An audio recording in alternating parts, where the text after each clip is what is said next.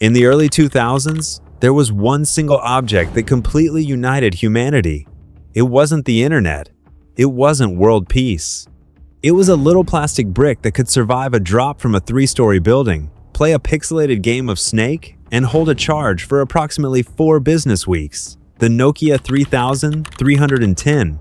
It was completely indestructible. Too bad the global company that built it wasn't. In the year 2007, Nokia owned over 40% of the global smartphone market. To put that massive number into perspective, Apple's global iPhone market share today sits right around 20%. Nokia didn't just rule the tech world, they practically were the tech world. Yet, just 6 short years later, Nokia would completely surrender, selling its entire mobile division to Microsoft for a measly $7.2 billion. Effectively erasing themselves from the smartphone map forever. So, how did the undisputed, multi-billion-dollar king of technology accidentally destroy itself? It wasn't because their phones suddenly got worse. It's because they committed the ultimate, fatal sin in business. They believed their own hype, grew completely complacent, and ignored a revolution that was happening right in front of their eyes. To fully understand how Nokia fell off a cliff, we first have to understand how bizarre it is that they existed at all. Nokia did not start out in a flashy Silicon Valley garage. They actually started all the way back in 1865 in Finland as a simple paper mill. For over a century, the company survived by selling whatever happened to work at the time. They manufactured toilet paper, rubber boots, car tires, and electrical cables. But in the 1990s, they decided to put down the toilet paper and pick up the microchip. They realized wireless communication was the future of humanity, and boy, were they right. Nokia's global strategy was incredibly simple. Make a phone for absolutely everyone on Earth. Want a cheap basic phone you can throw at a brick wall? Here's the 3310. Want to look like Neo from The Matrix? Use the futuristic 8110 slider phone. Want a phone that doubles as a terrible handheld gaming console shaped like a taco? Say hello to the infamous Engage.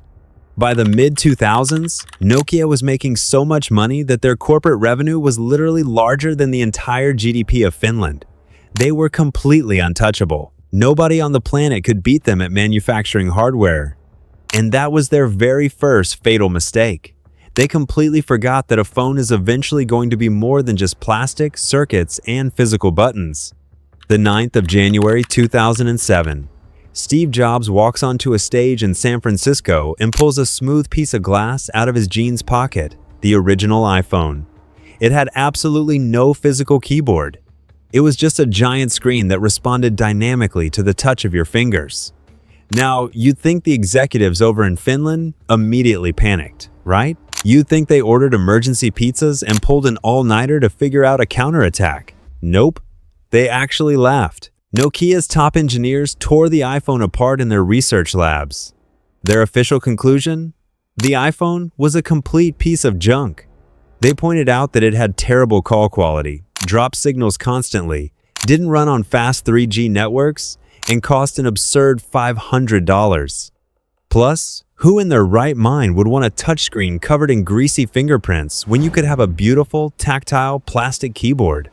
Nokia's leadership looked at Apple and thought, cute toy, but we build real phones for real adults.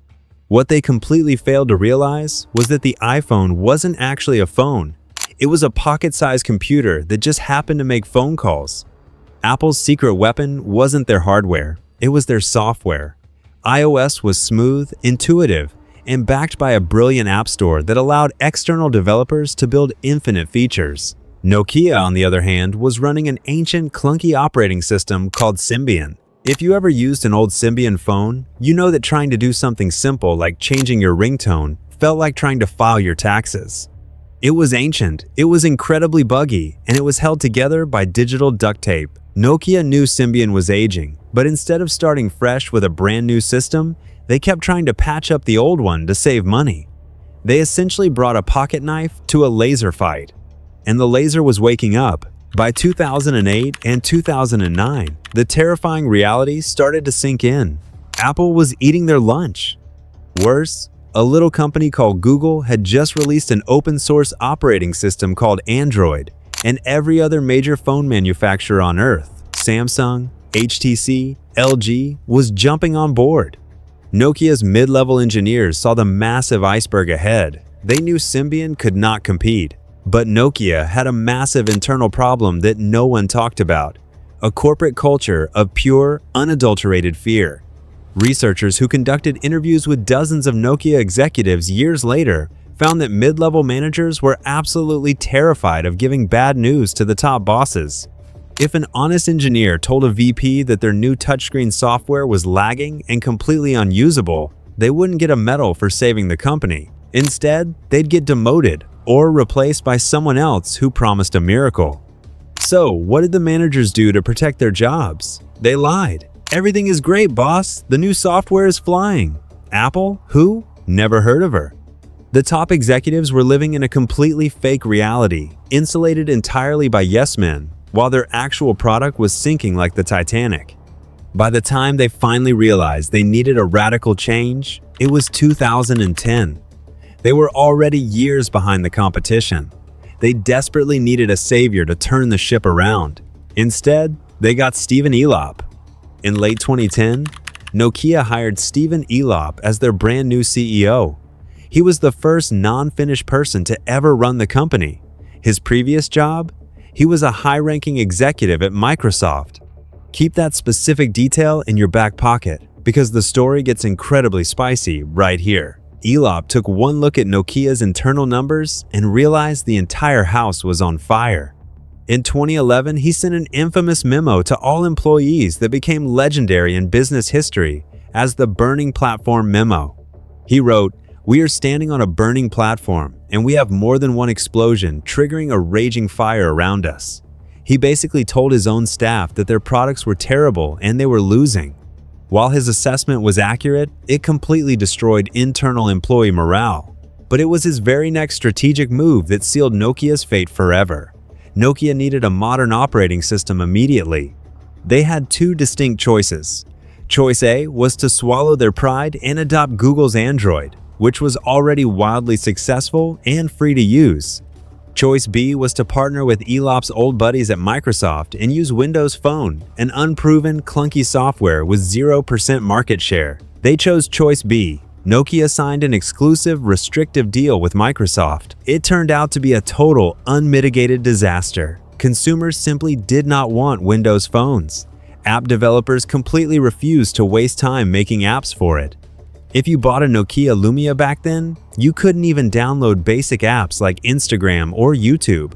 Nokia's global sales didn't just drop, they completely fell off a cliff. They went from owning 40% of the global market to less than 5% in the blink of an eye.